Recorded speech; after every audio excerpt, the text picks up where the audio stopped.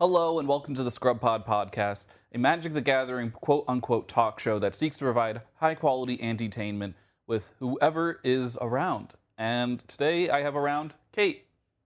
Hello, I'm Kate, and I'm around. Thanks for having me, Andy. Of course, thank you so much for being around. I love being around so much better than being a square, I was a about diamond, to make that same exact joke. and that's how you know we're Siblings! Oh my siblings. god, I've got my sister here who knows nothing to very little about Magic the Gathering, is that correct? I would say more very little as opposed to nothing. I have watched you play a few rounds. I've consumed some YouTube content called this podcast that you're listening to right now. And in advance of today, I did do some Wikipedia deep diving, but besides that, nothing. That's probably the best case scenario, honestly. All we're going to be doing today is just talking about the different planes of Magic the Gathering, which for you who don't know, Me. and the listeners that might as well don't know, because you could send, if you are listening to this podcast, please send this to someone that doesn't know Magic the Gathering as a way to lure them into the game. Yes, But- I've been lured, and I need other people to be lured too. So Magic the Gathering takes place in what is called the multiverse. It was called the multiverse before Marvel kind of ruined that trope. I see.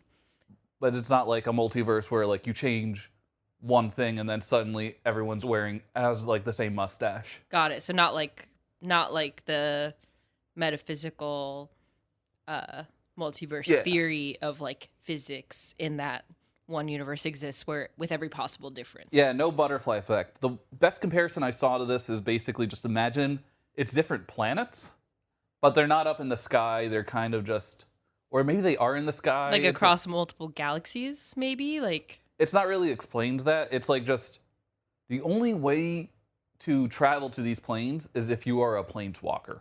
a planes walker. Like you walk the planes. Planeswalker. Okay. In And this Magic is plain, sorry, this is plain like plane of existence, right? This is not plain as in like the Grand Plains prairie. No, of, this is okay. this is plain as in 3 points on a graph and not planes that tap for white mana in the game of Magic the Gathering. I see. Okay, so this is like it's not so much planets, but rather levels of dimensions or existence Yeah. or something like that. Exactly. There's levels. I don't know if they're like above, below. It's probably in a fourth dimension where it's like all of them the I see. above. Okay. Fourth or fifth dimension. But most of Magic the Gathering takes place on the plane of Dominaria.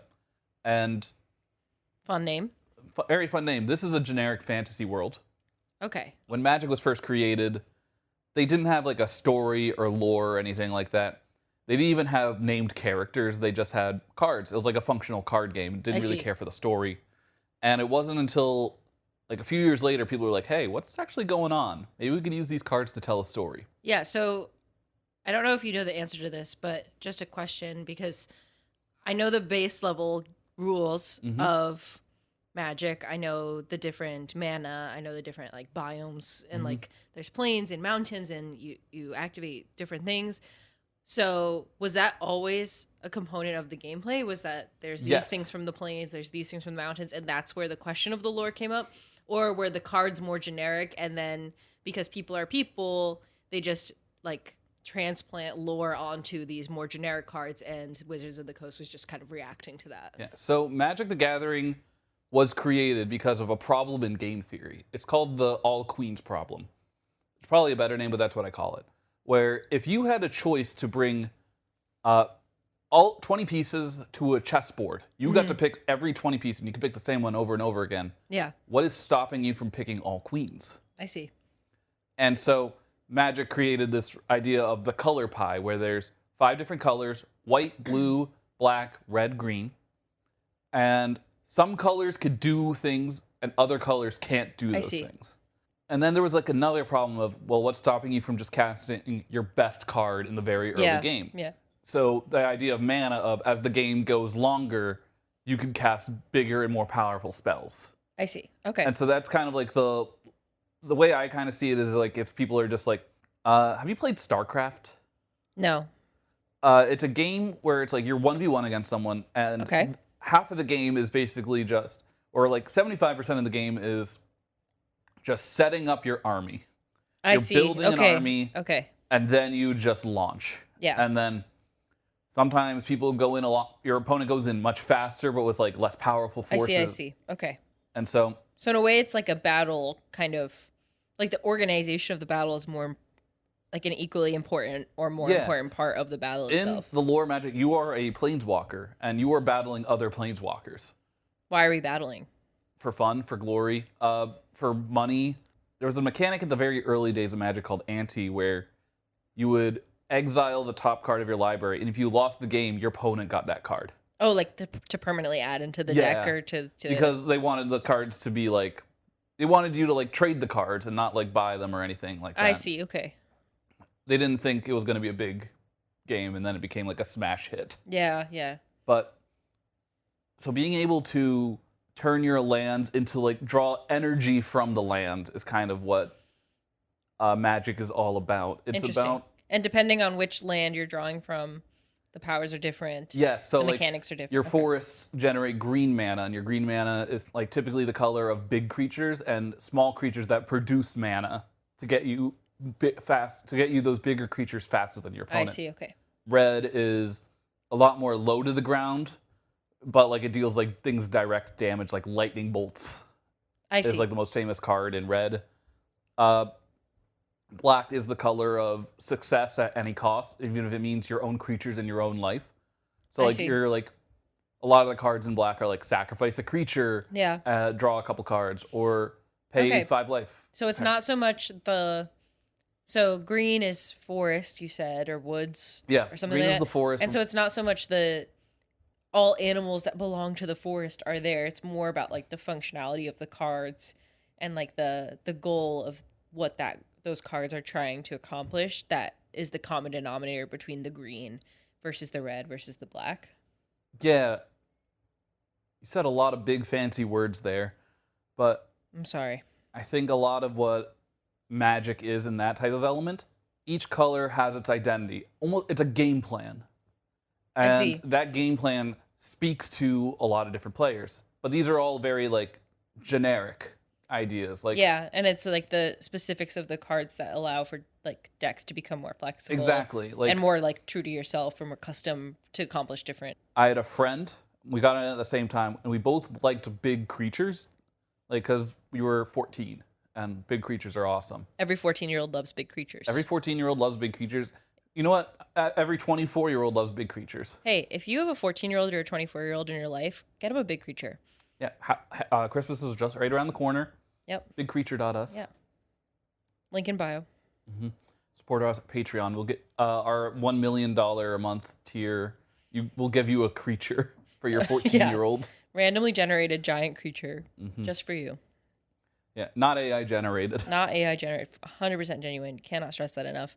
There will be a saber-toothed tiger in your living room. We will on find some Christmas. creature roaming the streets of Jersey City, lure it out with Cheez-Its, tag it, bag it, and put it in the pocket and deliver it right to your Christmas tree or menorah or non-denominational holiday celebration mat or pole. Yeah, we don't discriminate here. It's just about age. 14-year-olds, 24-year-olds only, you get a big creature. Maybe less 14-year-olds would fall down the alt-right pipeline if they just had like a creature, you know? Yeah. Take care of, learn responsibility that way. Yeah, I think that was the message of Gremlins. That was the message of Airbud. Oh, R.I.P. R.I.P. But we're gonna talk about the planes, the setting, because that is like what draws a lot of like new players into the Magic. Recently, we've been having Universes Beyond, where we're trying to draw in new players with IPs they're familiar with, like Spider-Man, Final Fantasy, Lord of the Rings. I've heard of this. I've seen this. I've looked at cards. You've gifted me a Rivendell card. And so before we even get into the specifics of I just want to ask one logistic question. And I apologize for every seasoned Magic player listening to this because I'm sure this is incredibly obvious, but you have to start somewhere, okay? I'm a noob. I'm a beginner. Okay? And my question is this. There are multiple different planes. Magic players are planeswalkers walking betwixt the planes. So when Magic or Wizards of the Coast, whatever, releases a Lord of the Rings themed set of cards. I don't think Yeah. you would call that a deck, right? Yeah, no, it's called a set. A set, okay. When they release Lord of the Rings set, does that mean that one of the planes canonically in the world of Magic the Gathering? No. Okay. Yeah, no, it is not canon whenever they do a Universes Beyond. Lord of the Rings is not. There is zero chance of SpongeBob or Michelangelo or Leonardo da Vinci, not the Mutant Ninja Turtle, the actual artist. Michelangelo the Ninja Turtle, and then Leonardo da Vinci, the real artist? Yes. Okay, and SpongeBob. And SpongeBob. Okay, got it. All three of them have magic cards. There's a SpongeBob magic card? Yeah. For real? Yeah. Why? Who doesn't love SpongeBob? We have Dwight Schrute magic cards. What does he do? Push paper? No, I didn't pay attention because I don't like Universes Beyond because they're just constantly like, we have to.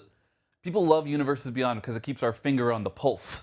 I see. Pop So it's culture. kind of like the energy of when there's like a random celebrity guest star or something in a movie or a cameo, and the vibe of the studio is just like, you know them. You know them, and thus you'll like this movie. Come see our movie because you know this person, you know this Exactly, thing. and it feels like their choice of secret layer is like the person who's in charge of deciding secret layer has Internet Explorer, and it just finished loading BuzzFeed from 2015. I see. And so that's the type of so whatever's big 10 years ago is kind of the thing we're getting now. Okay, so that's what okay, so 10 years from now we're gonna get a Labubu. Yeah. Magic card. I see. Okay. But even then, like, there's a lot of like licensing things. Like we just had Marvel Spider-Man, which Spider-Verse is real, and we have like paper magic cards that say like Peter Parker, Doc Ock, Green Goblin. Got it. But because of like licensing deals, they couldn't get Magic. They couldn't get Marvel cards on like Magic Online or Magic Arena. Okay. Like on the online one. So what they did was they just created in character canon cards. I'm not technically sure if they're canon, but they're in the set and they're like magic themed. But not explicitly tied explicitly tied to Marvel. Like it's imagine going to a fantasy world that was just dominated by spiders. Okay, that's like kind of spooky. They went to the spider fantasy world. And that's just and it's like everyone knows that's Spider-Man, but it's also like it's like instead of Spider-Man one word, it's Spider-Man two words. Or something like that. Spider-Men. Spider-Men. Spider people. Spider-theys. Spider they them. Spider MX. But let's get back on track with these planes of existence. We have the general fantasy world, Dominaria. Dominaria. Like dominoes? More like domain. Oh, clever. Domain Aria. The first plane that lasted for like all of the 90s of Magic. Magic's been around for 30 years, and a third of it has taken place on Dominaria. Got it. Because they didn't want to like branch out and explore the multiverse. Like they had characters come and go, and we had like some like time in like other planes. Like there was another plane called Mercadia, that is basically just like. Let me guess. Yep. Mercadia. Underwater. Close. Atlantis. That's underwater. Never mind. Honestly, Mercadia. Aquatic. Mercadia is pretty close to Atlantis, but the one in the Bahamas. Like it is like a seaport, like with the slide that goes through the shark like tank? it's just like on the water, and it's like their whole theme is like like God, Oasis, like kind of anime beach volleyball. Yeah. Okay, I see. Kinda. And then there was also Wrath, which if you want to try. Let me guess. Hell. Yeah, basically. Okay. In Dominaria, we had a lot of magic story take place, and it's cool. They have a lot of different like regions. There's Yavi, Maya, Shivan. Yeah, so in terms of Magic story, I know there are like, you mentioned Magic Online. I assume there are thousands and thousands of Magic books out there in terms of like, are there like novelizations? Yeah, so we used to get a book every set in the 90s. Like when you would buy a fat pack from like the 90s to like the mid 2000s. Sorry, pardon, a fat pack? A fat pack. It was basically a box filled with a bunch of magic packs, dice, basic lands, and it came with a book. Okay. Of the lore. It was called a fat pack. They changed it to a bundle. Can I be honest? Bundle makes a little bit more sense. Yeah. Fat Pack sounds like a mafioso nickname. Hey, Fat from Pack. like a Disney Channel original movie. You Oh, mess with me, you mess with the Fat Pack. Don't mess with Tony. He's Don't got mess the with Fat Tony. Pack on his He's side. got the Fat Pack on his side. He just cuts to them eating a pizza. Yeah.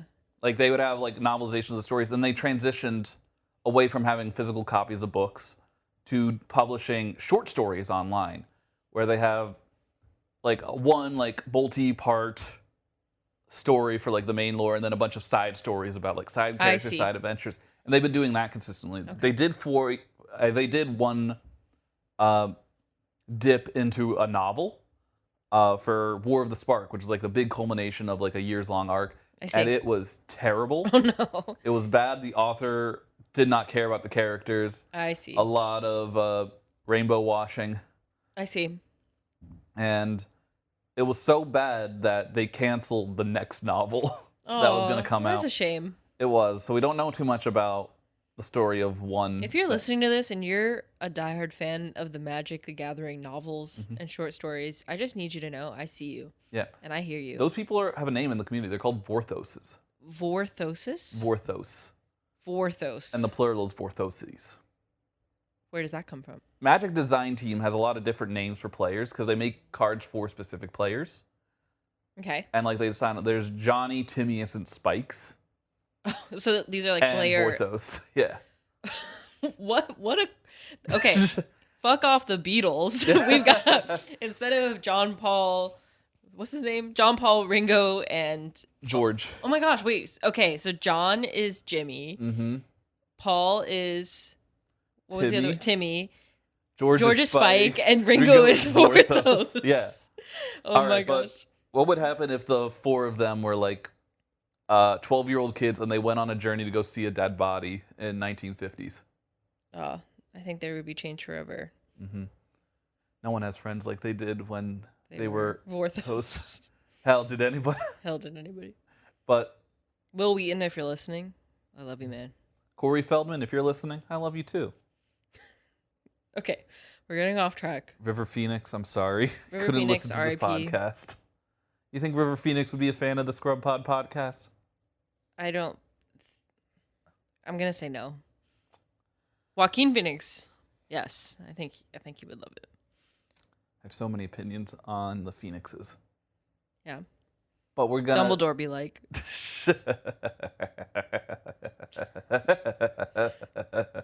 that's the laugh of a brother who's done with his sister's bullshit. I really have been done with your bullshit. That's why I decided to record it. There you go. Give the people a taste. But we talked about our generic fantasy world, I think, pretty long enough. It's everything you would kind of expect. Can I ask one final question? You can ask as many questions as you want. Okay. I'm going to ask one next question. Mm-hmm. Does magic in the world like Dominaria Mm-hmm. have a main character? And who are they? Yeah, so there's a lot of different characters all spread out over the years.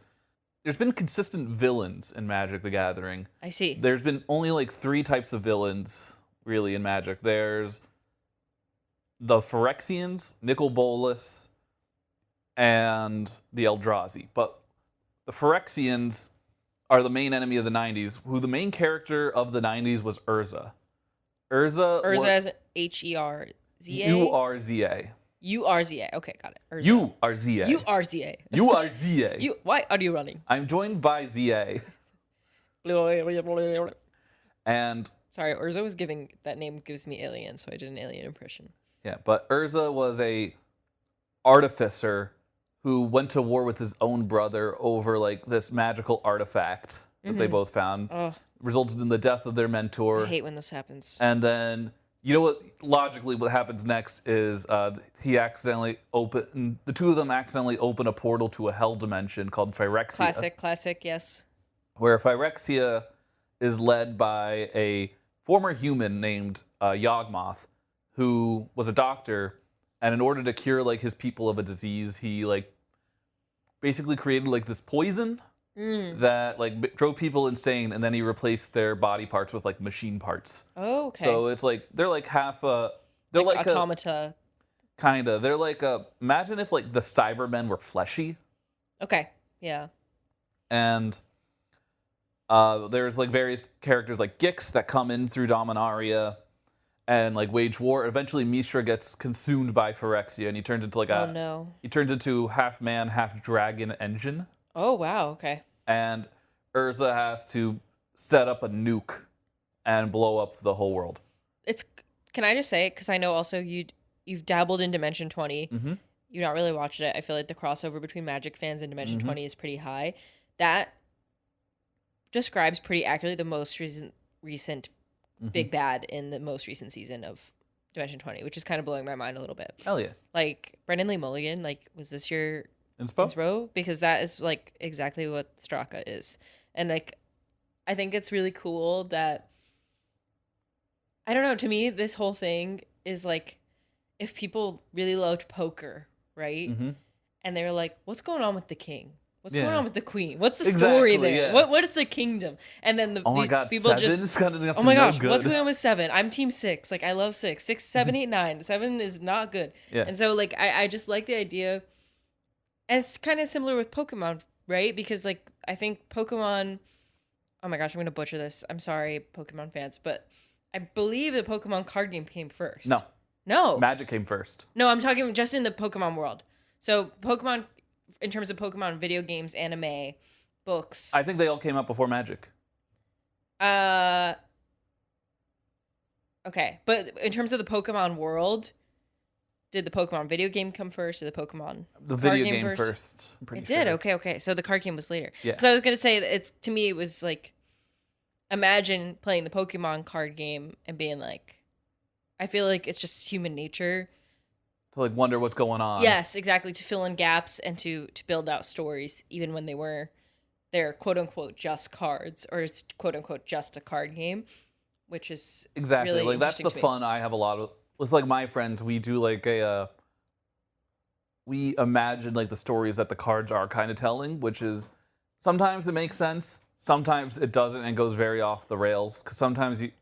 Because especially in a Universes Beyond set, it's like, yeah, my Assassin's Creed characters are blowing up all the tree folk with Yeah. a necrotic hex, and then they get into their into like their little fly copter. Yeah, I was gonna say, because when you said at the top of this that you weren't the biggest fan of the Universes Beyond, in my head I was like, oh, that's kind of a shame, because as someone who doesn't really play the game, I don't have a lot of cards.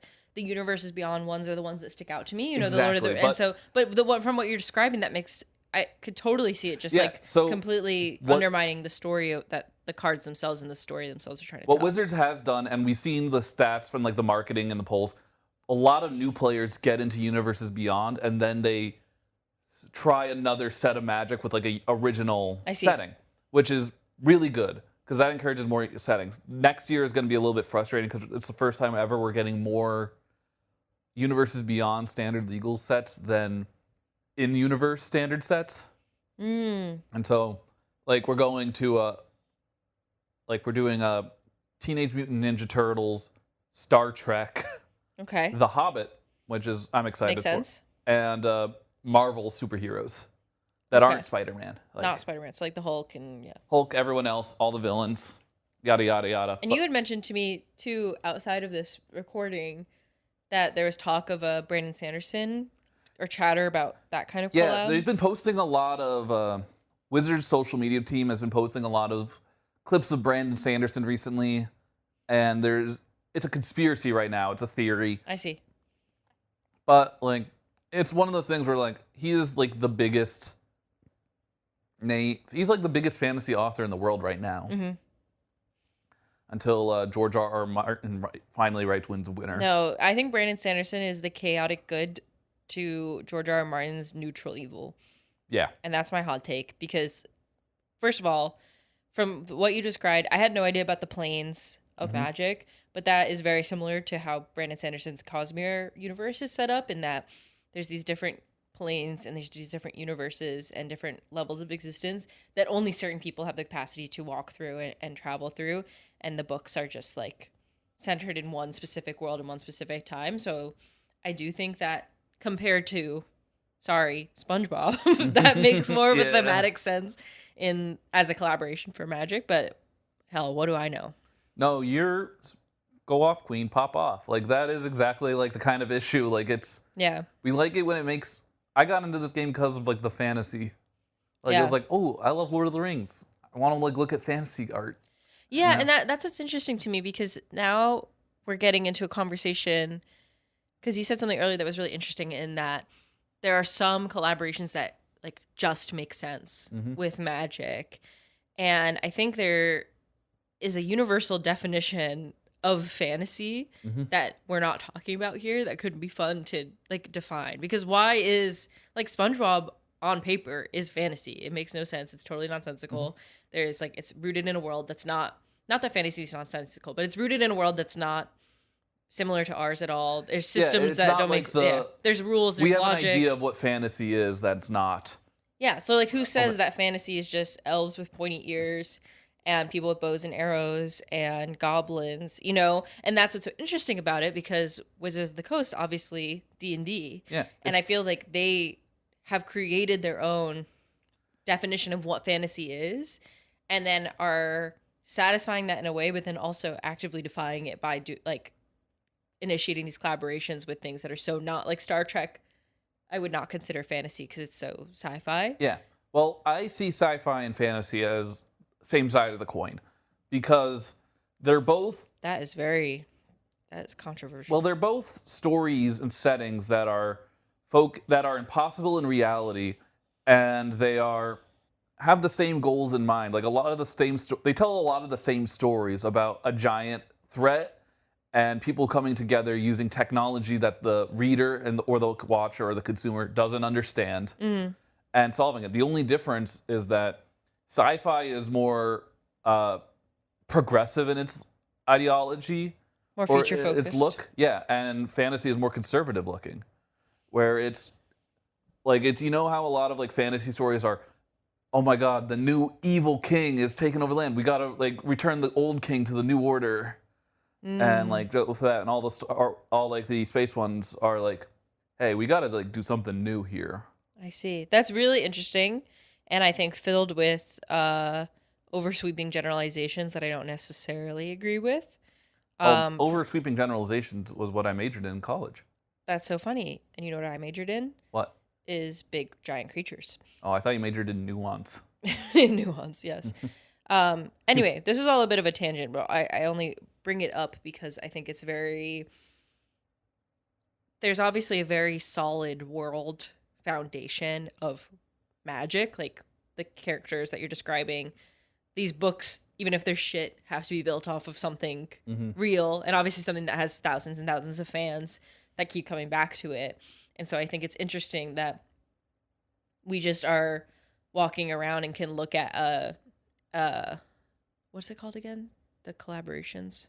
Universes Beyond. Universes Beyond. We can just look at a Universes Beyond deck and instantly know in our gut that fits and that doesn't. I just think that's super interesting to me. It is very cool, because there's also like a lot of like blurred lines and those type of things. Like, I personally love Warhammer 40K, which had a Universes Beyond a few years ago, and that one was like works, but they all have guns and like tanks and gasoline. Yeah, because when you're talking about the Spider Planet, to me, I think that works. Like, Spider Planet works. Spider-Man to me doesn't, but Spider Planet does, which is And I'm really happy. I just got my Universes Beyond Jaws cards.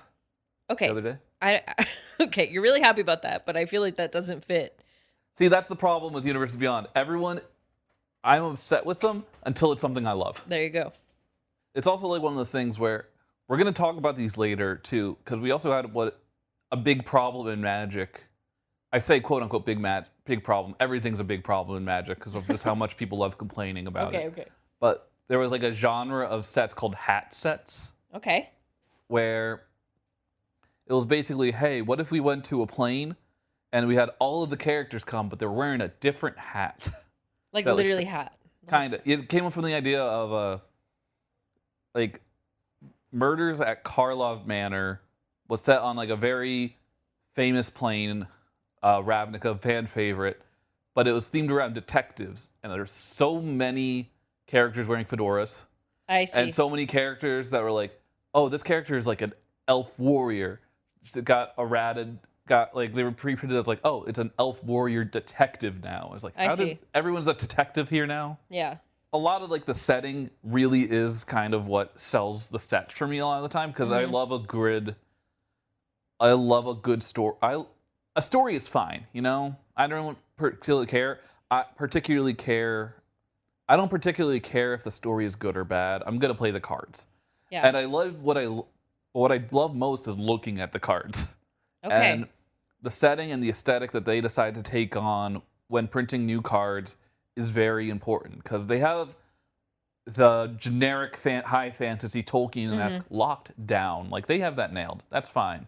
But then they start creating these new sets in the 2000s that take on different inspiration. That could have completely different like art styles. Yes, Okay. exactly. And they really embrace that in more modern years. But I think we should talk about these planes and like their cool art styles and stuff like that. Because some of them do feel universes beyond at times, but all of these, I believe, all of these fit in Magic. I see. Okay. So the next plane we're going to talk about is Kamigawa. Kamigawa. Want to take a swing at what Kamigawa is themed after? Sure. Kamigawa. K-A-M-I-G-A.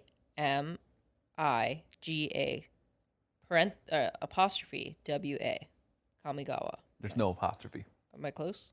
It was exactly right, but no apostrophe. Damn, okay. To me, Kamigawa, I'm obviously getting communist. I'm obviously getting Gawa. It's giving Gawa. I'm going to go, it's giving liquid. Mm-hmm. I feel like we're in the water again.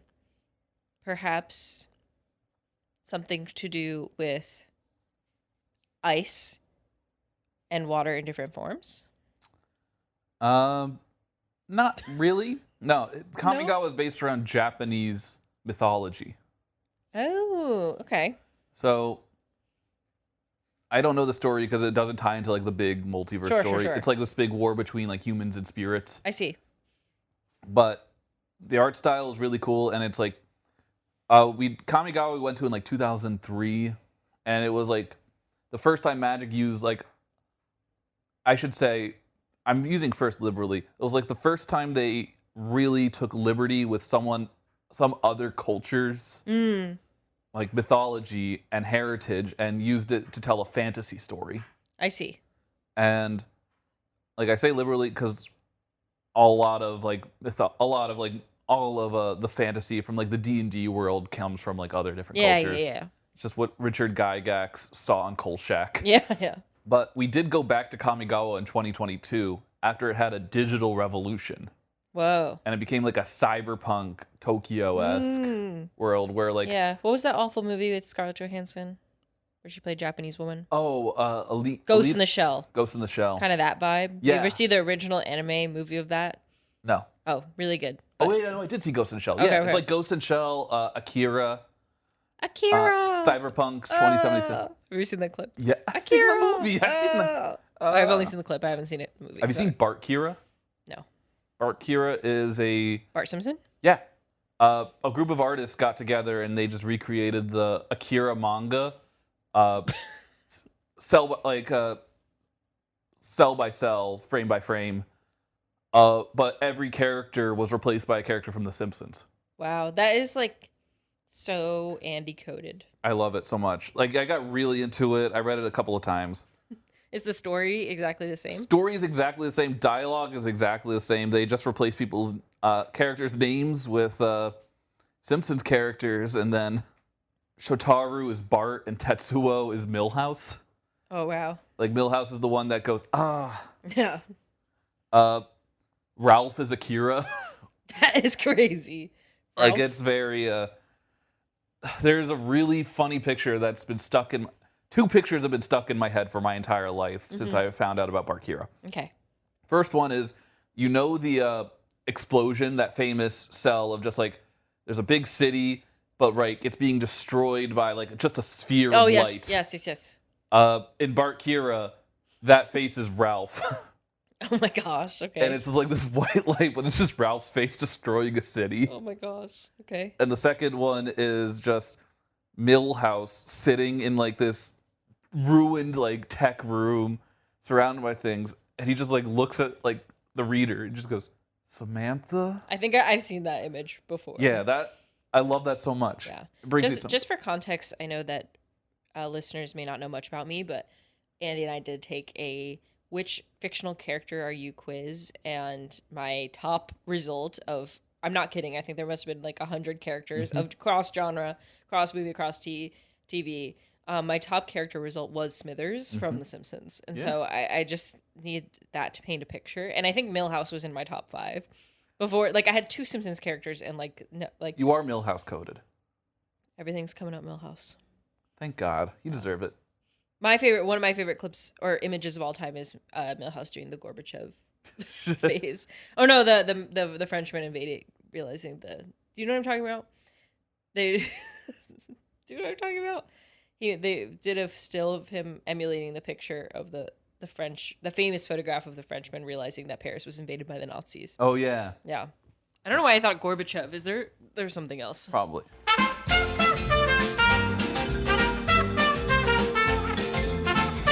Kamigawa. Kamigawa is a very cool, very beautiful, and it's a kind of an interesting gap because we're going to talk about a plane soon where it was the plane where Magic the Gathering staff realized, oh, maybe we should hire staff to go into if we're going to steal or be inspired by other cultures, we should probably hire a better research team to make something a little bit more accurate. Probably, yes. Some of these early ones that aren't fantasy are pretty. Yeah, it's just like generic samurai, generic ninja. Yeah, samurai, bushido, shinigami. Got it. Okay. But our next set is Mirrodin. Mirrodin. Ooh, okay. That sounds elfy. Mm-hmm. That sounds like a perfectly still lake with like multiple moons reflected in it. This is giving Lord of the Rings vibes to me. So it's another high fantasy world? Yes. So in the lore, Urza, yes, after he blows up a lot of Dominaria, we're going to do like a cold ice age, then a dark age, and then he forms an academy in order to raise super soldiers and create a eugenics program. Oh? Yeah, he gets very eugenics, starts Magneto. shaping... Yeah, he starts shaping like all fates to be around him against his war with Phyrexia because the Phyrexians are still invading. Got it. And one of his creations is a robot called Karn, a silver golem. They take his heart, and he basically kind of goes crazy a bit and becomes the Mirari, which is like this magical artifact that drives people insane, and that's like...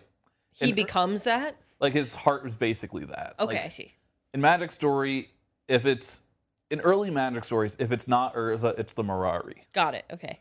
And eventually eventually Karn takes the Mirari and he's able to create his own plane of Mirrodin, where it's all artifacts. So it's like an entirely metallic, imagine, like a junkyard. Yeah, you remember in that episode of SpongeBob when Squidward goes to the future and everything's chrome? Future, yes. That's basically the vibe of Dominaria. But like there's stuff around. Yeah, it slowly started. It was all like metal, and then Karn basically just said, "Okay, I'm gonna leave," and he turned the Mirari into this creature named Memnarch. It kind of just wanders around, and then Memnarch is like infected with Phyrexian oil, which is the oil that causes Phyrexian and Phyresis. And he basically goes insane, goes, all right, screw Karn, I'm going to steal creatures from other worlds, and I'm going to create my own monstrosity. So you're talking about the heart of Karn that was ripped out of him and transformed. Basically, yeah. Sounds legit. I hate when this happens to me. Yeah, Magic Story, it's very convoluted because it's told over the series of several books that people only read while on the toilet. Okay. But Mirrodin... So Mirrodin is this like kind of more robotic, metallic and junkyard. And there's like species of like elves and goblins that Memnarch took and like forced them to live on there, and they kind of adapted to living with metal.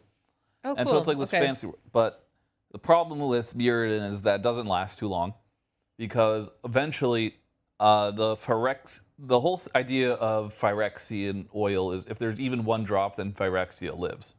So Memnarch gets infected and with the oil, and it spreads to him, and then spreads to Karn. Yeah, or spreads to the other guy. It spreads to everyone on this plane, and slowly Mirrodin transforms into new Phyrexia. Okay, so double hell. Yeah. Literally, it has multiple it has several layers that go all the way down to the core. Hell tiramisu. Mm-hmm. Helamasu. Tiramisu. Helamasu. Is that what Macklemore was singing about? I was literally gonna reference the Macklemore song. It's like we're siblings or something. But it's a world made out of metal and artifacts, and then eventually just kind of became like a, hey, what if there was like metal robots with flesh? And Okay. it became like kind of like this body horror, I see. like Okay. nightmare-inducing world. That's Yeah. just. New Phyrexia was destroyed in the lore because New Phyrexia decided to invade every other plane of existence. Okay. It's kind of like who did Germany want to go to war with? The world. Yeah. Okay. And they lost, so. Whoopee. But next we're going to talk about Ravnica. Rabnica with a B. Ravnica with a V. A V. V. There's a V. There's a V. Ravnica to me sounds like vampires. There are vampires on here. I finally got one right. But that's not like the big theme. Ravnica is basically a Austrian neo-Gothic. That's vampire. Yeah. But I forget the word for it, but it's a city that takes over like the whole planet. Like there's no urban, there's no like conglomerate. A megalopolis. it's a megalopolis. It's this huge city A metropolis. that literally spans the entire world. Okay. And this is a lot of people's favorite sets. This is where Murders at Carlisle Manor take place. A lot of fan favorite sets take place here because this was this city is run by 10 guilds. Great name. Which each guild like has like a different job on the plane. Oh, so sorry. I thought you said this. You said 10 guilds. Yes. I thought you said Ted Guilds, like Theodore Guilds runs run this. by 10 guilds. Yeah, so that's why I said great name because I was like, oh, That is I a love great that. name. I'm adding that to my NPC collection. Oh my gosh, Ted Guilds. Ted Guilds card when? Okay, continue. But each 10 guild, guilds. Each guild is a Magic the Gathering color pairing. So there's the blue-white guild, the Azorius, that are like the Senate. They make all the laws. There's the red-white Boros that enforce the laws. That's like the military. They're the brutes. Yeah. There's the blue-black Dimir, which is like the Thieves Guild underbelly. Okay. Red-green, the Gruul. The Christmas. Yes. But they live on the outskirts and they just hate cities and they just smash everything. Okay. That's their whole shtick. Okay. Red-black, the Rakdos. That's like demons and like a circus as well. Okay. It's the demon circus. The demon circus. Okay. Green-white's the Selesnya. They're like the plants people. They take care of all the plant life and They're the grow everything. vegans. Yes. Okay. White-black is the Orzhov. That's the churches and the mafia. Okay. What's the difference? Exactly. For them, it's no difference. And like they do a lot of like stuff with like spirits. They're like the coolest guild in my opinion. That's where fat stack. That's where you find the fat stack. And that's where you find the fat stacks. That's where you find the smothering tithe. Got it. Green-black, the Golgari. They take care of all the dead bodies in the sewers. That sucks. Now, so are these people born into their guilds, or do you choose your guild? Some choose the guild. Some are born into it. It's hard to say. I don't think there's like. Like, can you? Is it like Divergent? Can you study? Yeah, and take I think a it's test? like Divergent, where you can just choose. There is a D&D world setting guide for Ravnica. Okay. And like they're like, yeah, you can just pick your guild, and you can always change your guild, and like. Yeah, because I know there's like the guild mechanic is But used very. it gives a lot of Divergent. Like it's where it's just like you pick a guild and it's like, oh, you just fit right in this guild. Yeah. Just stick with this one. Your parents are really mad because they wanted you to choose cleaning up dead bodies in the sewer, and instead you're like, no, I want to like go to school. I want to make the laws. I want to make a law. Then there is the green-blue, the Simic, that are like scientists. Like they're the biologists Okay. that like just create like monsters and Okay. stuff like that. Is there like one particular guild that sticks out as like the evil one, or do Yeah, all of the them have good Demir, and the bad? blue black, the Thieves Guild The is their thieves. Okay. evil one, but it's also like the blue white one, the laws. Yeah. Oh my god, what do you mean the Corrupt. government's corrupt? Yeah. Like, Just like a Divergent. yeah. Rakdos is led by a literal demon that just like they kill a lot of people. Like that's their shtick. But that's like that's their shtick. Yeah, Like so you can't really fault them for it, you know. Yeah. There's and then blue red that's the last guild. Those are other scientists, but they're like chemists and they like do a lot with explosions. They're Okay. run by a dragon. That's fun. Yeah. Can the dragon talk? Yeah, his name's not Nickel Bullet. Niv Mizzet. Niv Mizzet? Niv Mizzet. Limp Biscuit? Fred Durst. Red Durst? But we're gonna move on to Alara. Alara sounds like a beautiful woman. Yeah, basically. No, let me guess for real. Alara? So, also, just so I know for lore-wise, this 10 Guilds world, the city that's the whole planet, that still exists Yes. with Alara, like, in tandem? Or is it, like, the one that was destroyed so that the new one... You know what I mean? Like, the metal world was destroyed and replaced with New Hell became New number 2. Phyrexia, yeah. Ravnica still exists. Alara is a completely different planet. Got it, okay. Like, Alara, to me, it feels very light. It feels very musical. To me, I feel like we're back in more fantasy world. Perhaps we're like jumping from branch to branch. We're doing cartwheels. And I don't know. yeah, It just sounds very wholesome and lovely. Alara is very similar to Ravnica. It is a high fantasy world, but it's similar to Yes. Ravnica Okay. in that More city focused? no, not city focused at all. There's instead of 10 guilds, there's what's called 5 shards. Shards? Shards, SHARDS, because these Brandon are like the Sanderson 3 color mentioned. parents, Okay. 3 color identities. So there's the Esper, which is blue, white, black, and that's an all artifact world where one of my favorite characters is Tezzeret, who is like the higher in Esper you are, the more of your body gets replaced by like artifacts and machines and like a very special type of like metal that like the aristocrats have, and Tezzeret is on a quest to get this metal. Okay. The Jund, green, red, black, that's like all just like the angry dragons, like just slithery monsters, angry elves.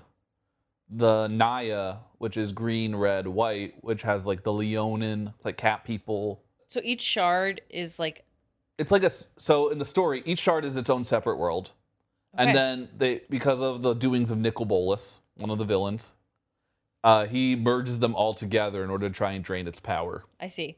So they all just kind of collapse into one, and there's a lot of chaos and fighting. Okay. But Naya is like almost like the Serengeti-esque, like it's Africa. A lot of monsters there too. Bant is green, white, blue, and that's like very high fantasy, like knights. I see. And like justice. Wizards. And like, yeah. And then there's Grixis, which is red, black, blue, and that's just zombies and death and like underworld. Eternal storms, yeah. It's interesting because shards as a concept play a very interesting but different role in the Brandon Sanderson. Like the concept of shards being like, I think shards, I'm going to totally butcher this, but because I think it's, love you, Brandon. It's a little convoluted. It's a little like the terminology gets a little jumbled up. It's definitely one of those things where when you read it, it makes so much sense and then you try to explain it and you can't.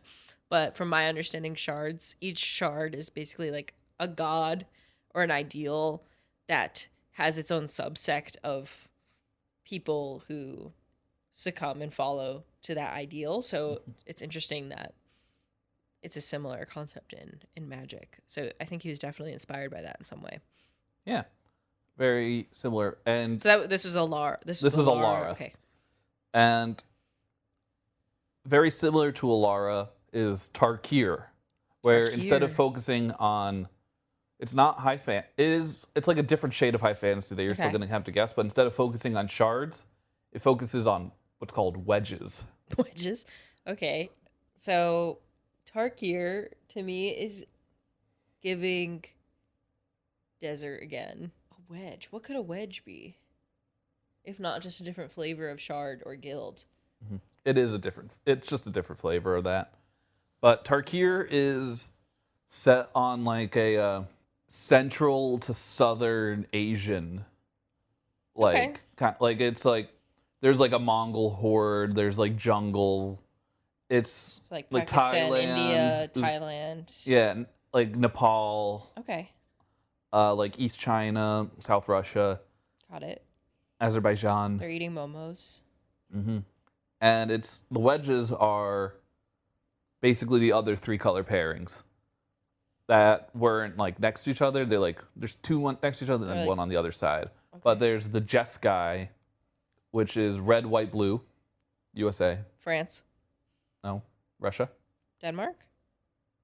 Puerto Rico. That's it. Australia. UK. You went twice in a row. That's not fair. Sorry. Anyway, there's Jeskai are like are like Zen Buddhist or the Get a Buddhist, load of Jeskai. get a load of Jeskai, but they're like the monks, the martial artists that Fun. the whole and then there is the Mardu, which is like the Mongol horde, or they're nomads. They traverse the desert. Okay. Like Dothraki Yeah, vibes. that's red, black, white. Okay. The Sultai, which is like jungles run by like Nagas and like serpents, like snake people. Okay. They have zombie minions, and that's green, black, blue. Got it. The Temur, which are Temur is in like Timur. Temur. Like lemur, but with a T. Yeah. Okay. Those are like the Siberian, like shamans, mystical, like out so far up north that like they nothing makes sense. Almost like Inuit. Okay. And that's red, blue, green. And then there's the Abzan, which are like kind of they're like the most fantasy, I think, out of the rest of them. I see. But they're all about like walls and spirits. Walls? And like they're like in the middle of the desert and like they have like huge walls and stuff like that. I think about walls. That's the wall color. Wall color. So all these people live in the same planet, for lack of a better term. Yeah, called Tarkir. And Tarkir's story was very interesting. This is the first set that I got into, where Tarkir existed in a world where there was like a huge war between humans and dragons, and the dragons lost, and all the dragons were dead. And then there's a character named Sarkon, who Sarkon D's nuts. Exactly, who is from Tarkir, and he eventually like somehow goes back in time, and he's able to reverse the war so that way the dragons actually live. And then the next time we're back on Tarkir, it's just infested with dragons. I see. So they live, but they didn't necessarily win. It's more like humans and... Yeah, and then it was kind of sad because it's like, oh, like these people, like it's kind of like a reverse colonial story almost, where it's like, oh, these people that rebelled against their colonizers and their controllers are freed, and then someone goes back in time and makes them colonized, and that was seen as the good ending. Like everyone lost the dragon. Yeah. Then by the time he came back, instead they're living harmoniously. I see. And so everything's a little bit on more of an equal page, and that's not a. There's a really great video by a YouTuber named Spice8Rack that did a really deep dive into Tarkir, its lost potential, and its idea of colonization. Very great watch. Highly recommend it. Check it out. We're going to talk about Lorwyn and Shadowmoor. Ooh, okay. So these go together. Yes. I think the easy answer is like an earth and hell / purgatory dynamic, you know? But it also makes me think of like Brandon Sanderson's You've Got Roshar and the Cosmere as a parallel to Shadesmar, which is like the alternate dimension living beneath our current real world, you know? So I'm going to say, you said it was Lorwyn. Lorwyn and Shadowmoor. Well, now that I hear it again, Shadowmoor sounds like a Hogwarts for like emo kids. Like it sounds like, oh, where did you go to school? I went to Shadowmoor. and I studied hair flipping and straightening my hair and wearing eyeliner, you know? Yeah, my professor, Ebony Dementia Raven. Yes, yes. And Lorwyn sounds like in Brooklyn, like an edgy fake name that someone like wanted to name their daughter Lauren, but it was too normie, so they named her Lorwyn. Yeah. Is it kind of like that? Is it kind of like... I'm going to say no. Is it kind of like Brooklyn and Hogwarts? No, it is not Brooklyn and Hogwarts. Lorwyn and Shadowmoor are the same plane. Okay. They're both inspired by like Celtic fairy tales. Ooh. And kind of like this like imagery of like merfolk, elves, goblins, kind of like this. Like, have you seen Legend starring Tom Cruise? No. 1980s high fantasy. He's really young and hot in it. I highly recommend it.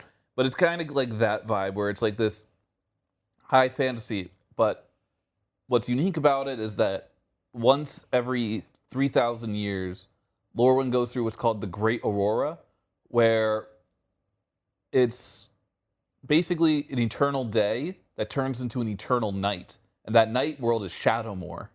Okay. And that world is the same thing, but all the happy characters, you know, are They twisted. get edgy, yeah. Like, they turn from the Disney version of the fairy tale into the Brothers Grimm version of the fairy tale. I see. And in the story, so a lot of shenanigans happen, and it ends up becoming, like, instead of once every, like, 3,000 years, it becomes night and day. Like, they're constantly swapping back and forth. Like Jekyll and Hyde, kind of. Imagine if everyone was Jekyll and Hyde. Oh, But if everyone was Jekyll at the same time and everyone was Hyde at the same time. That's fun. Okay. Yeah, so we're going back there in January, so I'm really excited for that. Talked about there. Now we're going to talk about Theros. Theros, that's the Greek one you talked about. Yes. Okay. Greek mythology set. Very classic. Now, are they called, like, is there a card called, like, Poseidon? Or is it called, like, the sea god? You know what I mean? Yeah. We have our own pantheon. We have Thassa, god of the sea. I see. So Iliad, god of the sun. Erebos, god of the dead. And then there's, like, a whole slew of demigods that are some of my favorite cards. Mogus, god of slaughter. Okay. Phoenix, god of deception. How do you feel about the comparison of Magic the Gathering's using of, like, other IP or other culture or other characters that beyond this, comparing that with how Fortnite has like Sabrina Carpenter in it? Oh, Magic is very similar to Fortnite right now. Yeah. Where it just like, we're going to talk about it in a little later, but once Universes Beyond first came out, instead of it being like original cards, like here's the new Spider-Man card, it was basically just reskins. Like it was just basically different skins. Like, oh, instead of... Like, we'll take this card with this power and make it Spider-Man. Yeah, exactly. Like, that's what SpongeBob is. SpongeBob is a reskin of another character in Magic named Joda. Like, there's a powerful commander named Joda, and they just reskinned him to be SpongeBob. That is... Imagine that happening to you in real life. Yeah. Where you just, like, Halloween you costume. live your life, and then you just all of a sudden are SpongeBob. Imagine some big corporation comes to you and is like, hey, you're SpongeBob now. I would not Maybe that's like what that. Tom Kenny was doing in the 90s. Maybe. But yeah, no, there is a big Fortnite-ification of Magic right now, and to mixed results. I'm in the same boat where if I don't like it until it's something I like. Makes sense. And then when it's something I like, I'm gonna go for. I'm gonna like get it. Yeah. But Okay. it's just not fun right now. Where it's just like, yeah, it feels like I'm getting instead of it being chocolate in my peanut butter, it's like Chinese food in my chocolate. You know. It doesn't fit all. It just feels weird. Like, technically it can work, but...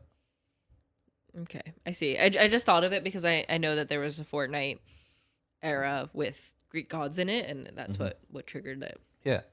But that's another thing in Magic lore and Magic design. There's this idea of how they design sets is either top down or bottom up. Where top down is they take a world that's already kind of known, like Greek mythology or Japanese mythology, and they figure out like, okay, what do we need in here? Well, we need like gods, we need all these, and then they work to make those cards based on what we think of them already. And then we're going to talk about Innistrad next, and that's like the biggest top-down set ever. But Earth's bottom up, where it's like, okay, they make the mechanics first, and then they make a world based around. I see. Like, we want a card to do this. We want to what do god this. or what culture or what IP works with it. Yeah, exactly. Not even like what IP. Like they just give it to the writers. Be like, okay, make this make sense. I see. But and like there's a lot of cool stories with that because like Heliod is like basically the main villain. Mm-hmm. The god of the sun is basically the main villain of like the Theros storylines. Oh, interesting. A lot of cool characters, a lot of cool lore. It's one of my favorite sets. It's a fan favorite set. Nice. We're gonna talk about Innistrad now, which is if you ask the average Magic player, it's probably in their top 3 favorite planes of all time. Okay. It's giving Viking. Ooh. Sounds kind of like a Mjolnir. Innistrad. Yeah, like a Scandinavian vibe. It's not. There is a Scandinavian set, but it's not this one. Okay. What is this? it? This is Gothic horror. Oh, so this is vampire. This is vampires, werewolves, ghosts, ghouls, zombies, everything. This was all entirely Frankenstein, yeah. This was all top down. So it's like, okay, what do we need? Well, we need we want to tell the story of the Thing. So we have this card called Delver of Secrets, where on one side, it's a human scientist, and then it transforms into a bug human hybrid. We need werewolves. We need to tell the story of like a stuffy doll that's like can kill people. Or like we need all like these really horrifying stories. And this was like a huge slam dunk because this is like the perfect mix of fantasy and trope. Yeah. Because everyone knows the stories, but it's not so tied to one specific IP that people will find it strange. Exactly. Like there's just so much there, so much you could do, and that's a plane we come back to time and time and time again. Like we went there on the first time we went there was all like Gothic horror, and then eventually it became like a cosmic horror where like some beings from other more planes. Eldritch. Yeah. Like Lovecraftian. Yeah, exactly. And we got to do with all of that. Demons, angels. Cool. Angels becoming insane. Hate when that happens. Yeah. Very cool. Very great set. Zendikar.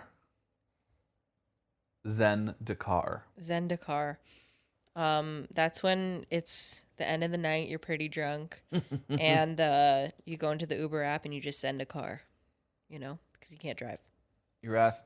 It's imagine you're Elon Musk and you're deciding what to send up into space. Zendikar. Zendikar it's another fantasy world, but it's more based around like exploration and pioneering almost. Like pirate? Not pirate, no. But like Rescuers Down Under? Kind of like Uncharted or Tomb Raider. Okay. Like Indiana Jones?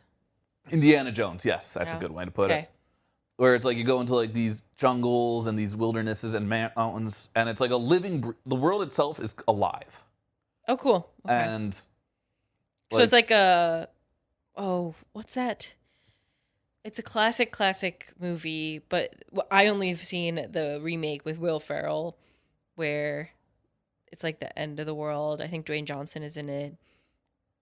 Journey to the Center of the Earth. Yeah. Yeah. With like the creepy alien thingies that are living there and kind of that vibe, or more. Kind of, yeah. Very Journey to the Center of the Earth. I watched the original one. The original was really good. I know, I'm bad.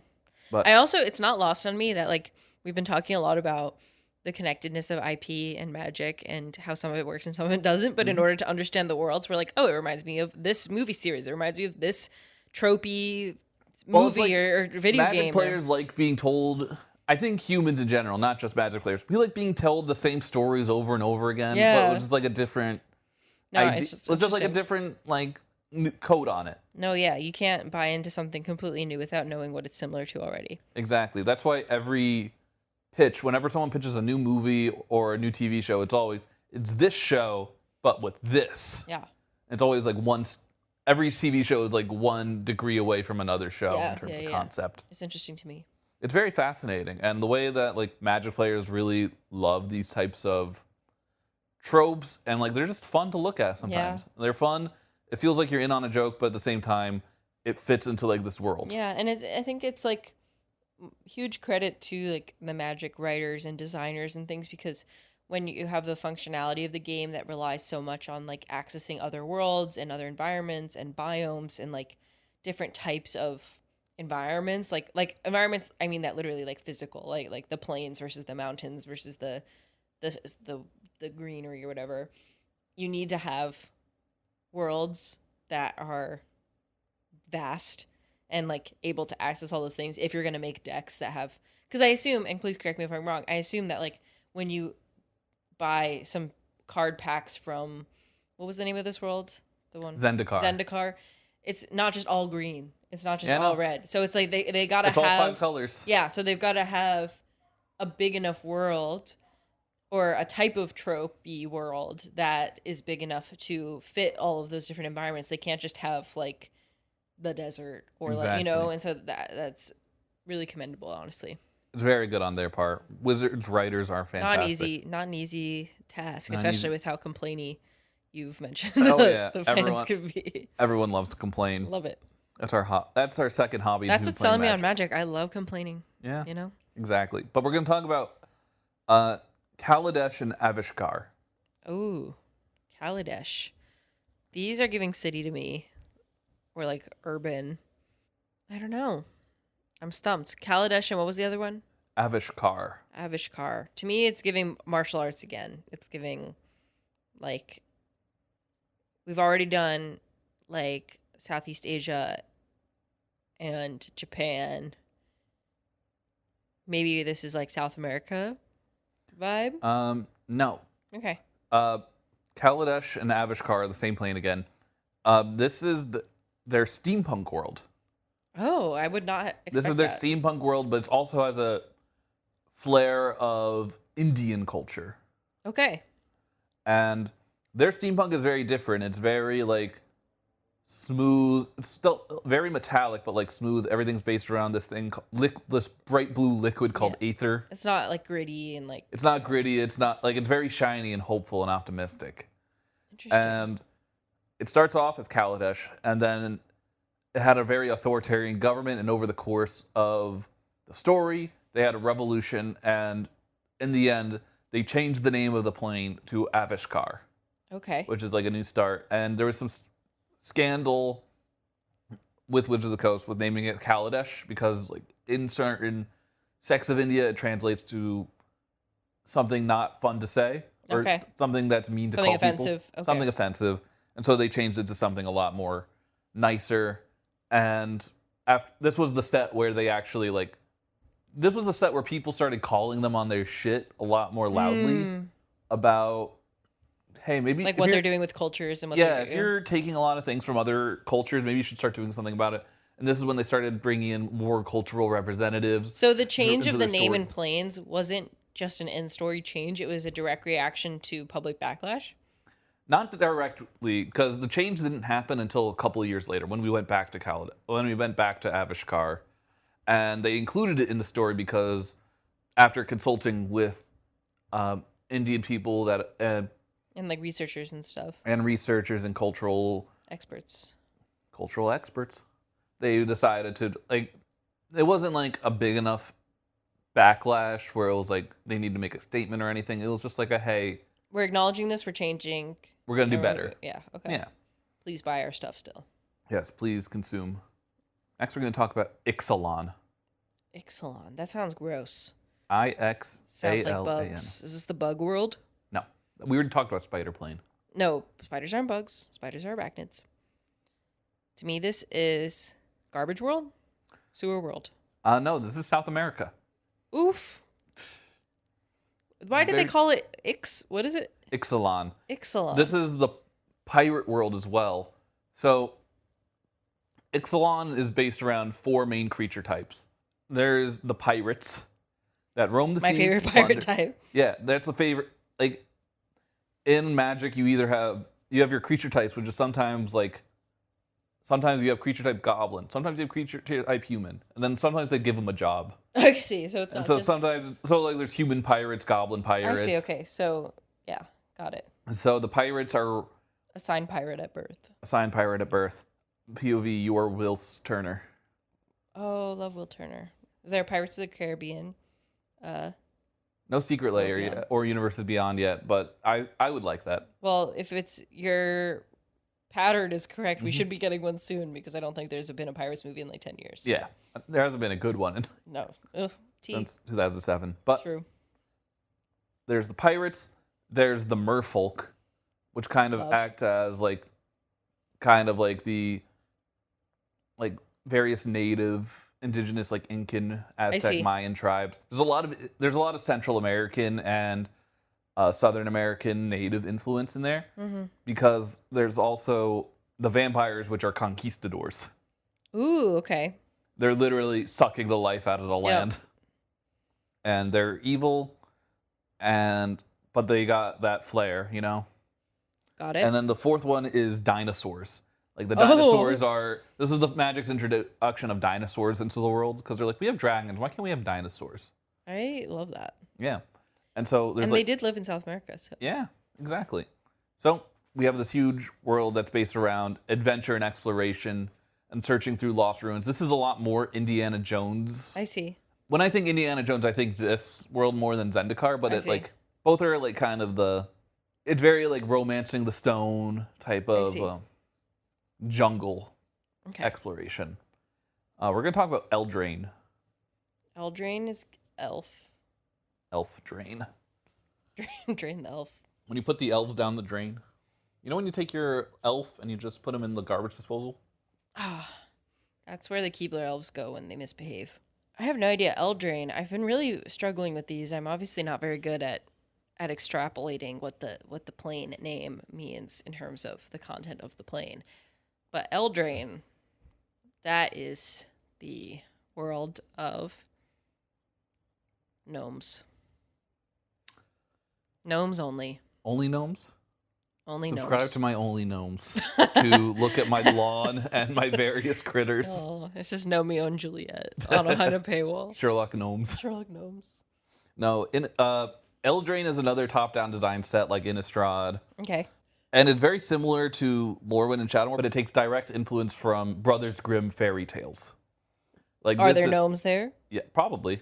Probably. I don't remember exactly, but there's like dwarves, knights, dragons, twink elves. Oh. Yeah, there's a card named Oko. There's a little elf guy named Oko that turned the king into a deer. Oh, and everyone's like, where's the king? And he's like, I don't know. And he ended up breaking every format in Magic. Whoa. As like a card. Like it was like an unbeatable card or something? It was so good. Yeah. Wow. And are there witches?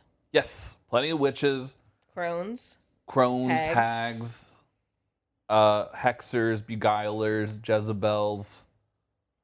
Warlocks. Maybe, I don't think so. Oh, okay. My bad.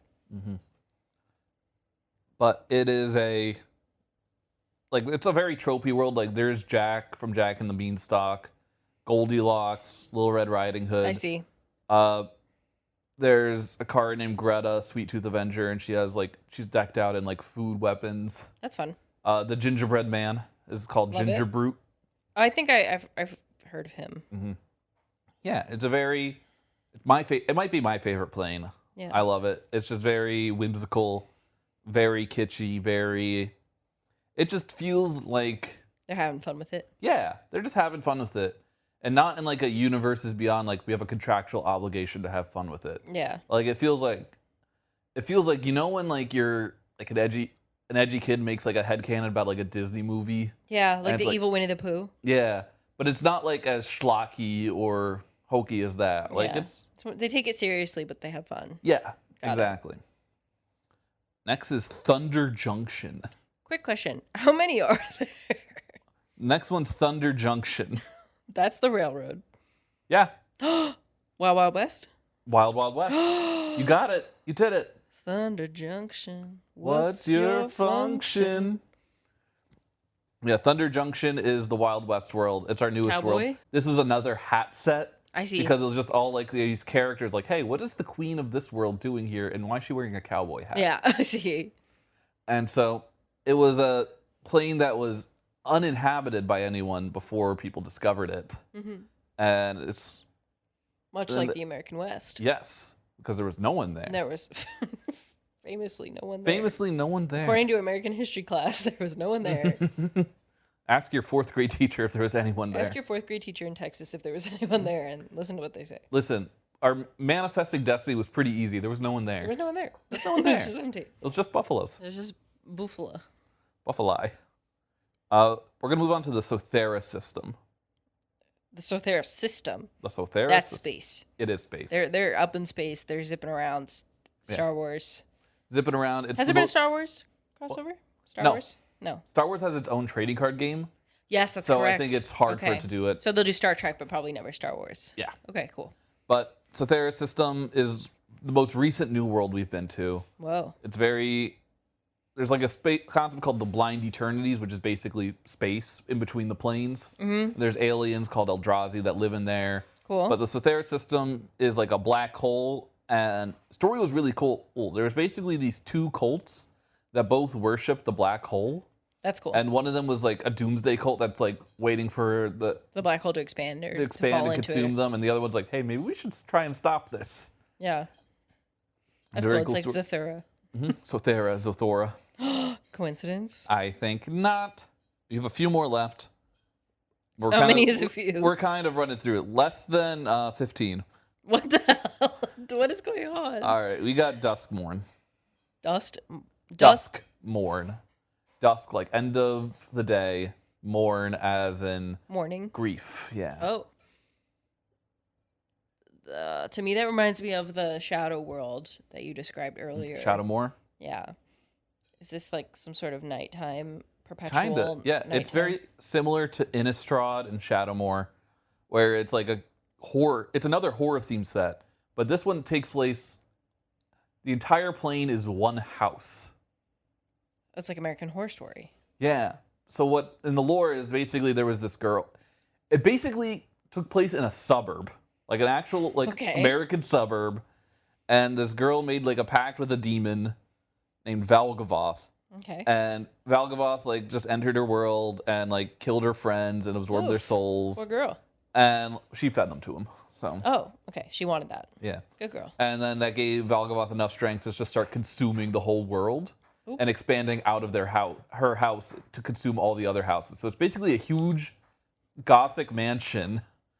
But this was a very controversial set at the time because it had like 80s style of horror. It's like kind of Stranger Things-y. Yeah, it was very Stranger Things. There's people in 80s garb. Like hoodies and stuff. There's a cheerleader. Okay, so yeah, definitely out of step. Reluctant role model. I see. It was very on the nose with its... Tropiness. Mm-hmm. Bloomborough. Oh, that's Wall Street. Wall Street? Bloomberg. Shut the fuck up. We need a Wall Street. We need Wall Street. We do have one. We need businessmen. That's the next set we're going to talk about. Really? Yeah, New Capenna. So that's just businessmen? Kind of. It's mafia. Okay. So what's this one? Bloomborough. This is the Woodland Critter set. Yes, I hear it now. It's where like everyone... the little deer. There's no human. Everyone's either like a mouse or a rat or... Love. Like a ferret or an otter. Love. Frog. I want it. This was a very great set. This is one of my favorite sets, too. I love that. 14 and 24-year-olds get big creatures. 18 and 28-year-olds get little creatures. Exactly. That's what I'm picturing. On the spectrum of little creature to big creature, how old are you? A question that's never been asked before. On a scale of big to little creature, how old are you? I'm about mid creature. Oh, I'm so sorry. I'm so sorry. Or congratulations. You have a big storm coming. But then there's New Capenna, which is Mafia. Mafia. There's like 5 different mob families, and they're all different colors. I see. And like, one's like the aristocrats, one's like the union blue collar. Okay. Teamsters. There's lawyers. Okay. Everyone's wearing suits. That was like a really big hat. That was another hat set to some extent, but it still fit the fantasy world. How did Mafia fit the fantasy world? Because they were harvesting the juices of angels. Oh.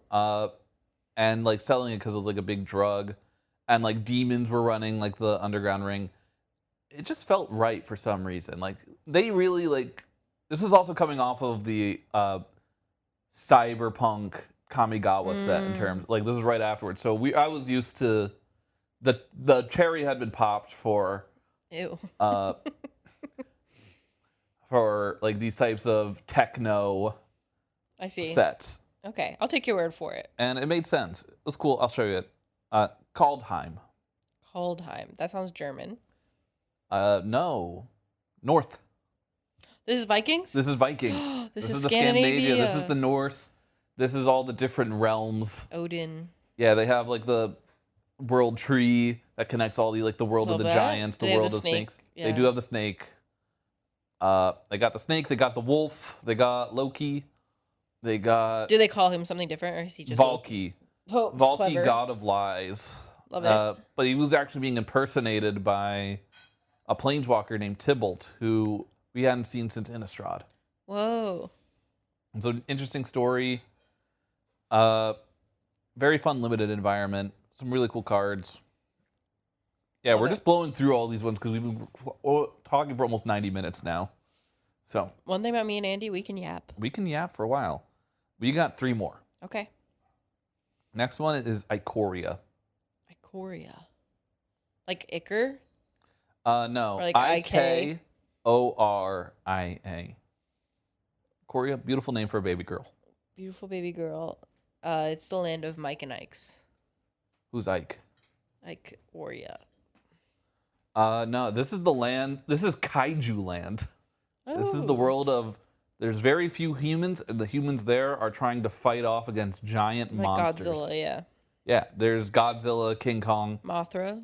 Mothra. This was one of the first Universes Beyond sets that had in the packs. You could open up a reskin, and it was all like the Studio Toho Godzilla monsters.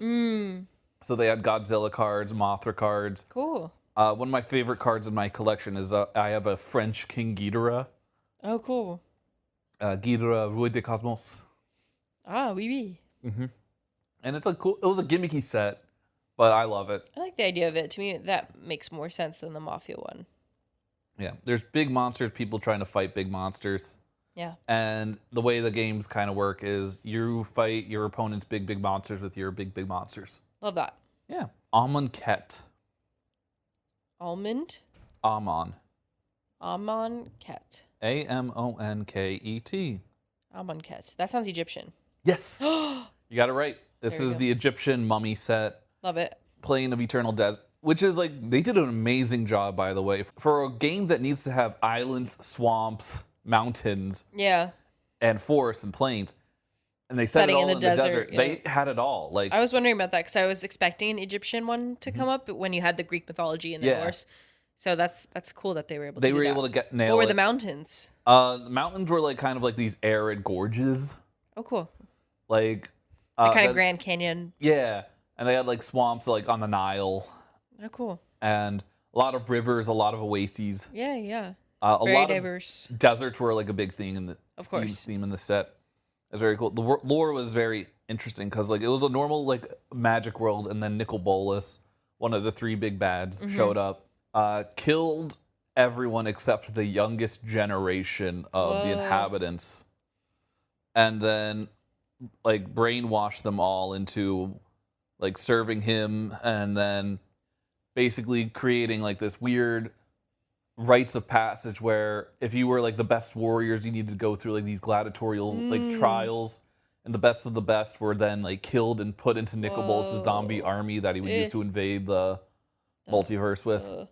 Nicol Bolas. And then he killed the gods, and then as you do. Yeah. Wow. It's a very cool set. Okay. I really love it. We got one more set to talk about. We're not ending necessarily on the best one, but it's a cool set. Arcavios. Arcavios sounds like Arcadia, which is a national park in Maine. Or is that Acadia? It's Arcadia. My bad. Is it that? No. It's in Pennsylvania? Arcavios is another generic fantasy world, but what this stands out is that it has Gnomes? Strixhaven. Oh. Is that like Nuketown? Nuketown? From Call of Duty? Like 1950s? No. Oh, okay. Strixhaven is Hogwarts. It's the wizard school. Oh, I thought what was the other one that I said sounded like Hogwarts? Whoa. Shadowmoor. Shadowmoor, yeah. Yeah, no, this is the Hogwarts one. This is like the Hogsmeade or Okay. Scotland Wizardy. The Scotland. the Scotland to. So it's not Pennsylvania, but it is Scotland, which is, Mhm. dare I say, climate-wise, kind of close. Yeah, Scotland is the New Hampshire of Europe. That is true. According to my tattoos. Andy discovered that, yes, over the summer. Mm-hmm. After a trip to Scotland was unfortunately rerouted, and they ended up in New Hampshire. Yeah, but lore of this plane is pretty cool. There was basically just there was like a time of chaos called the Blood Age, Love that. and then That's a bunch cool. of dragons got together, stopped all these blood gods, and then What's a blood god? A god of blood? you know the saying, blood for the blood god, skull for the skull god. No, I don't. It's very similar to the dear god, thank you for this venison. Onion god, thanks for all the onions. But it's just like and then those dragons went on to form a wizard school. As they do. Yeah. Yeah, I think that the interesting, I know we've been yapping for a while, so maybe we can do another episode just talking about, like, what the heck are the dragons doing? I feel like they've popped up so much across different worlds in different varieties. All these dragons are doing their own different things. And, like, do the dragons talk? Do they act like people? Some do, some don't. Yeah, and, like, so I think that's another whole area of exploration. We will do, listeners, if you want to get into the comments and let us know what... The dragon episode. If you want to listen to us talk about every single dragon in Magic the Gathering that has a name. How many are there? Thousands? There's 124 legendary dragons. If you want a 24-hour episode of this, of us talking about every dragon. We'll get there. But what did you think of all the planes? I like the planes. I think there's a lot going on. And as I said in the middle of this, like, kudos to the writers for... I can't imagine how difficult it is to think of a new plane. And this is not even considering the ones that are, like, other IP. Like, this is all the original Magic locations, quote unquote. So that is, like, just the breadth of work required. And I can't even imagine as well, like, on the fan side and on the creator side, like, keeping track of who is where and who did what and who's in control, who's evil now, who's transformed into a dragon and who's not. It's just, like, there's so much history there that I think that the average passerby watching someone play a game of Magic as a card game wouldn't realize. So I think that's super cool. I love stories more than anything else. And so it's super admirable that so much work has gone into it. Even if it's, like, sometimes it flops. Sometimes it's, like, not well thought. You're trying to tell a story over 30 years. Some stories are going to sound cooler than others. Like, that's just... And I just hope, too, that, like, as, like, more people play and as the world gets bigger and more connected, that the research teams get bigger and the worlds become more creative and there's even more to be seen besides just people in fedoras, you know? Yeah. I'm always excited about, like, what type of world we're going to go see in Magic. Like, there's always something new that they have something cooking up that I just can't wait for, you know? Yeah. Do they often tell in advance, like, what's coming out for the next couple years? Yeah. Well, next year we're getting a lot of Universes Beyond. Yes, you mentioned that. But the sets that aren't Universes Beyond, we're only getting 3. We're getting Lorwyn Eclipsed, which is Lorwyn and Shadowmoor. We're getting Secrets of Strixhaven. Cool. Which has been described as, the kids from Strixhaven graduated, and now they're trying to navigate. They're moving into their first real jobs, 2-bedroom apartment, still living with mom. The college years. And then we don't know what the details are, but there's a set called Reality Fracture. Oh, scary. That this is apparently like a culmination of the story being told so far, which I'm excited for because I don't know too much. The story hasn't really been going too much of anywhere recently. Yeah, so we're due for a big change or a big moment. Yeah, so I don't know what the plane is. I don't know what everything's going to be like, but I'm really excited for that. Very cool. Yeah. If you had to live anywhere on one plane, where would you want to live? I would live either in the tiny woodland creature world. Bloomburrow. Or I would live, I think it could be really fun to live in the world where during the day everyone's great and then at night everyone's evil. I feel like that's fun to, like, develop a character like that. That'd be really cool. That'd be fun. That'd be good D&D setting.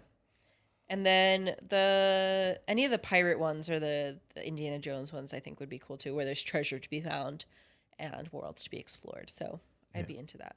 Not so much into the ones with metal or like the hyper futuristic. I'm not too into the steampunk or that kind of environment. I think I tend to gravitate towards the natural. Yeah. But still really cool. Yeah, I think I'd be more leaning towards the like Theros is probably like the best one That'd be because that's cool. just Greece. Yeah. Um, Or the Egypt one, the way you described the Egypt Egypt one would one. be really cool. New Capenna would be really cool. Mm-hmm. I would like to live on Innistrad, but only if I wasn't human. Okay. Because the humans there are like just constantly under so much stress. Yeah, you want to be the dragon. Yeah, I want to be the vampire or the werewolf or Okay. spirit. Ooh, I could be human then become a ghost. Spooky.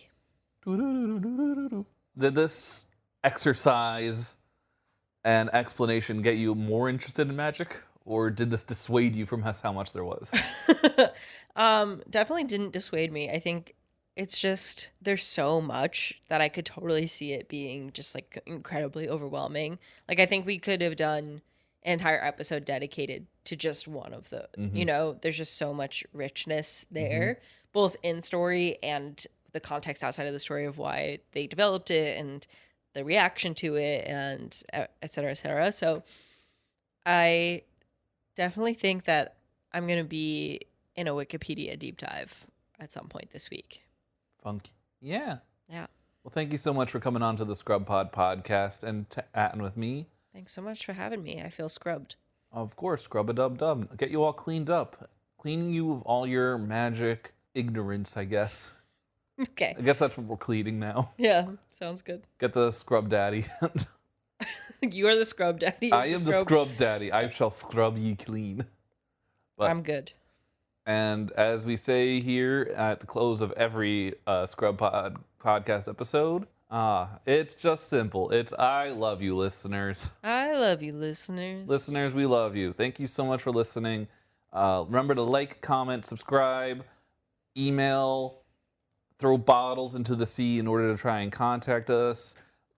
Threaten your local Google representative on the street. Do everything you can to spread the good word of ScrubPod podcast. Yeah. Get yourself nice and clean that way. And if you have a favorite plane or a plane you would want to live in, what is it? Put it in the comments. Put it in the comments. Let us know if you want the dragon episode. The dragon. Dragon these nuts. Listeners, I'm sorry. I am not. Have a wonderful night, listeners. And remember, I love you.